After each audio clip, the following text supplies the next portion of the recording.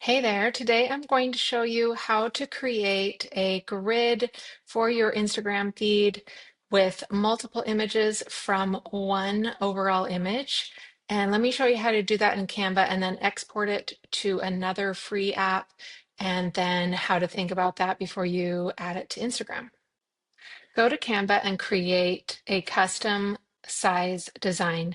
Do 3240 for the width and 4050 for the height and create a new design. You'll come add all of the text that you want to add, the photo that you want to add, get it all ready. This is how it's going to end up once you have those 9 portrait size designs in your Instagram feed. Once your single image is ready, we are going to export this so we can take it to a free Instagram grid maker on a different site. So you're going to come up here to share and download, and then just download that one page that you created, hit download. There are many places online where you can make your Instagram grid.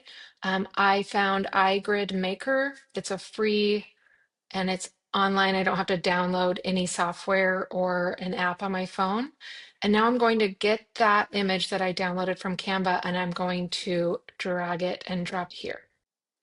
Okay, so now I am able to see like where it's going to crop. I'm just going to center it there. And then I want to do 9 grid, and I have options to do other ones. Let's see what that looks like. So this is going to make the most sense for me to do the 3x3 with the size that I created. And then I'm going to hit PNG. I just like PNGs better than JPEG sometimes. And then I'm going to say create the grid. And now you'll see it is getting divided up into all of these 9 different images, and I hit download all images, and that will get saved to my computer.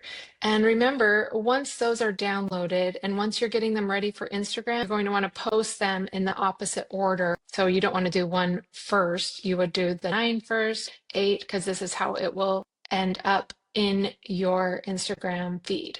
All right, give that a try and let me know what you think. We'll see you.